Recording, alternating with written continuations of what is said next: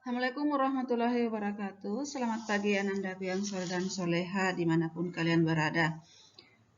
Semoga pada hari ini semuanya dalam keadaan sehat walafiat sehingga kita kembali bisa belajar bersama meskipun secara daring. Namun sebelum pembelajaran dimulai, terlebih dahulu kita berdoa sesuai dengan agama dan kepercayaan masing-masing. Bismillahirrahmanirrahim. Rabbi zidni ilman warzuqni fahma. Ya, pada hari ini kita sudah memasuki tema 1, organ gerak hewan dan manusia, subtema 3, pembelajaran 3 dan 4. Jadi pada hari ini Ibu menggabungkan pembelajaran 3 dan 4. Nah, pengaruh kondisi geografis Indonesia sebagai negara maritim.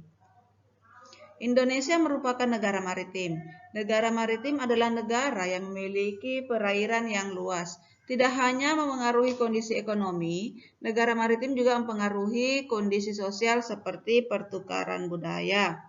Jadi sebagai Indonesia sebagai negara maritim itu dan kepulauan menyimpan potensi yang besar dalam berbagai bidang, baik dari bidang ekonomi, sosial, budaya maupun transportasi.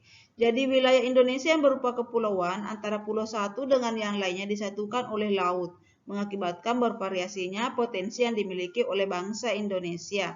Jadi masing-masing pulau memiliki karakteristik masing-masing, mulai dari kondisi alam maupun kondisi sosial budaya lainnya. Jadi keberagaman yang disebabkan oleh adanya perbedaan antara pulau yang satu dengan pulau yang lainnya ini tidaklah menjadi pemecah dan perenggang, namun justru menjadi pemersatu karena antara yang satu dengan yang lain bisa saling melengkapi. Nah, ada dampak positif dan dampak negatif akibat dari kondisi geografis Indonesia terhadap kondisi sosial masyarakatnya. Jadi kondisi geografis sebagai negara maritim dan kepulauan membawa banyak keuntungan bagi bangsa Indonesia. Jadi wilayah laut Indonesia yang sangat luas telah diakui secara internasional sebagai negara maritim yang ditetapkan dalam UNCLOS pada tahun 1982. Hal ini berarti bangsa Indonesia diberi kewenangan untuk memanfaatkan potensi sumber daya laut. Nah, ada beberapa dampak yang diperoleh. Jadi ada dampak positif dan ada dampak negatif. Dampak positifnya itu yang pertama memudahkan komunikasi dan interaksi antar masyarakat. Yang kedua, pengaruh budaya yang baik dari dalam atau luar daerah sehingga memperkaya keragaman budaya. Kemudian dampak negatifnya itu yang pertama hilangnya budaya asli karena tergerus oleh budaya luar. Yang kedua munculnya budaya-budaya baru yang belum tentu sesuai dengan budaya setempat.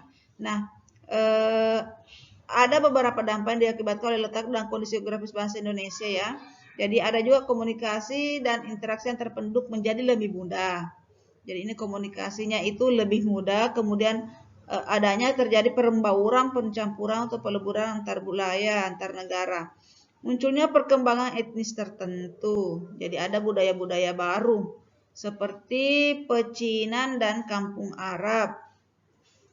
Kemudian terjadinya perpindahan ilmu, pengetahuan, dan teknologi. Pengaruh geografis Indonesia terhadap budaya dan alat transportasi. Jadi kekayaan budaya yang dimiliki dapat dilihat dari keragaman suku bangsa. Keragaman suku bangsa itu nenek moyang bangsa Indonesia berasal dari Yunan, Cina Selatan. Mereka berimigrasi kemudian bercampur dengan penduduk indigenous dan Indo-Aryan dari Asia Selatan, kemudian terus berkembang hingga membentuk suku-suku bangsa. Suku-suku bangsa di Indonesia diklasifikasikan menjadi 19 suku bangsa induk. Kemudian bahasa daerah yang beragam atau keberagaman bahasa. Indonesia masuk ke dalam rumpun bahasa Austronesia atau Australia Asia. Rumpun ini terbagi menjadi dua subrumpun, yakni bahasa Austronesia Barat dan Indonesia atau Melayu, dan bahasa Austronesia Timur atau Polinesia. Dari subrumpun bahasa tersebut masih terbagi lagi ke dalam wilayah-wilayah bahasa. Kemudian keragaman pakaian adat, keragaman budaya, rumah adat, senjata nasionalnya juga beraneka ragam, termasuk keragaman alat musik tradisional. Jadi keragaman seni budaya, dia masuk ke dalam keragaman seni budaya. Jadi suku bangsa yang beragam di Indonesia tentu menghasilkan kebudayaan beragam pula. Salah satu wujudnya itu kesenian, baik seni sastra, seni tari, seni musik, seni drama, atau pertunjukan seni rupa, dan lain sebagainya. Kemudian keragaman religi. Indonesia memiliki keberagaman agama atau kepercayaan. Di Indonesia terdapat 6 agama yang diakui secara resmi. Jadi ada 6 agama yang diakui secara resmi itu yaitu Islam, Katolik, Kristen, Hindu, Buddha, dan Konghucu. Selain itu juga berkembang aliran-aliran kepercayaan. Adapun dampak dari segi kebudayaan diantaranya sebagai berikut. Yang pertama, karena mudahnya pengaruh luar masuk ke Indonesia, maka masyarakat Indonesia lebih mengenal budaya asing.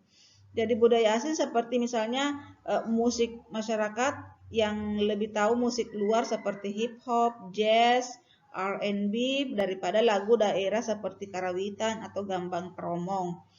Tidak hanya pada lagu, budaya lain seperti tari-tarian dan bahasa pun mulai luntur. Yang kedua, tontonan dan adegan dalam film yang kurang bahkan tidak pantas membawa efek buruk bagi bangsa Indonesia.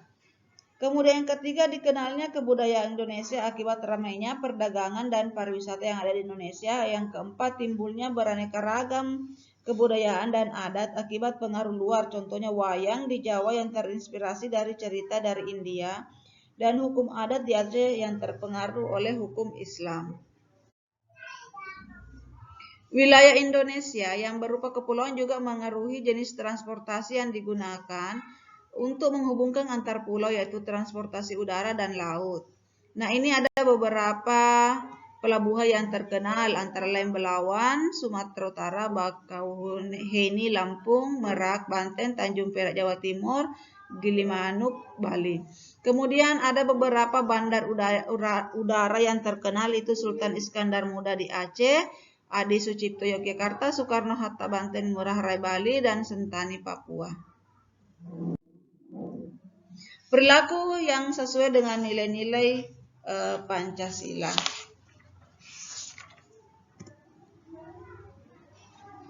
Nah, ini ada nilai-nilai yang terkandung dalam setiap sila Pancasila, yaitu sila pertama menunjukkan bahwa setiap warga negara berhak memeluk agama sesuai keyakinannya. Yang kedua, sila kedua menunjukkan bahwa setiap warga negara memiliki hak dan kewajiban sebagai warga negara. Yang ketiga, menunjukkan setiap warga negara diharuskan mencintai tanah air serta menjaga persatuan dan kesatuan dalam keragaman suku, agama, dan budaya. Sila keempat menunjukkan setiap warga negara harus mengutamakan kepentingan negara dan masyarakat. Sedangkan yang sila kelima itu menunjukkan setiap warga negara harus memiliki sikap gotong royong dan peduli antar sesama.